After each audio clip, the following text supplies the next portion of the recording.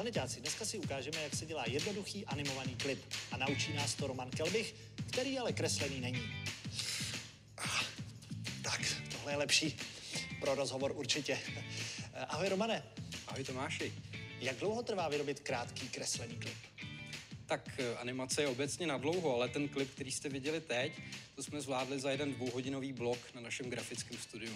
A tohle se můžou naučit žáci, kteří si na vaší škole jako volitelný blok vybrali grafické studio?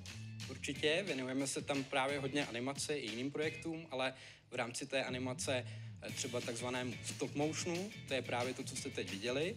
A vytváří se to tak, že potřebujete foťák, doporučuji nějaký stativ, anebo aspoň něco, mezi co položíte váš telefon nebo foťák, aby se vám nehýbal při tom focení.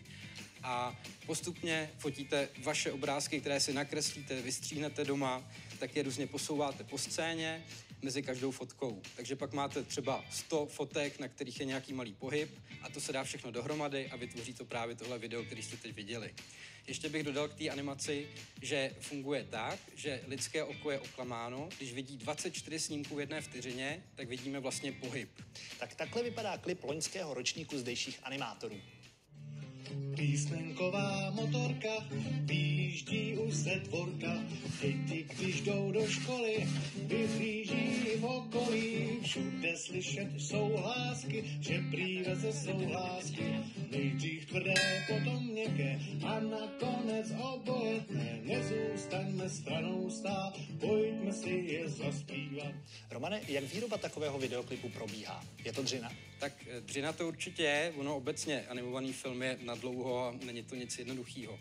Ale my v tom grafickém studiu máme třeba celý pololetí na to vytvořit něco většího, takže jsme schopni udělat i klip, kreslený klip nějaké písničce.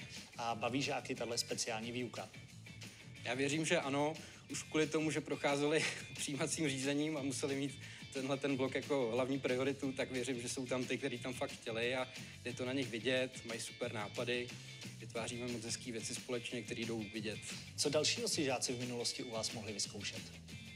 Takže kromě těch různých animací, které jsme dělali, ukazovali, tak jsme vytvářeli třeba školní betlém ze dřeva v životní velikosti. Na tom jsme spolupracovali s talentovým blokem Práce se dřevem, kteří nám poskytli desky dřevěné a vyřízli tam tvary podle našich šablon. Takže každé Vánoce, když se půjdete podívat na naší školu, tak někde poblíž najdete tenhle ten betlém. On trošku cestuje a pokaždý je někde jinde. Potom jsme měli třeba krásnou výstavu z komiksů, životopisných krátkých komiksů, které dělali děti. Holky a kluci letos připravují další videoklip. Ahoj. Ahoj. Čau. K jaké písničce a co v něm bude? Je to teda písnička Svatozář od Pavla Peroutky a budou tam obrázky, které budou do textu té písničky. K písničce Svatozář je od našeho učitele Pavla Peroutky, který vyučuje hudebku. Proč jste si v září vybrali zrovna tenhle předmět? Já jsem to vybrala, protože jako hodně lidí mi to doporučilo, že je to fakt jako hezký blog a dělá se tam hodně animací a tak, což mě vlastně baví, takže proto jsem si to vybrala. Co vás na kreslení a vůbec grafice baví? Mě teda baví hlavně to kreslení a i ta grafika a je to hodně jako kreativní, jako tenhle blog je. Mě vlastně baví víc asi ta grafika a animace, protože tam můžeme jako rozvíjet svůj jako talent, jestli nějaký máme a tak jako. Máme úplně volnou ruku, můžeme dělat, co chceme, jenom máme zadání.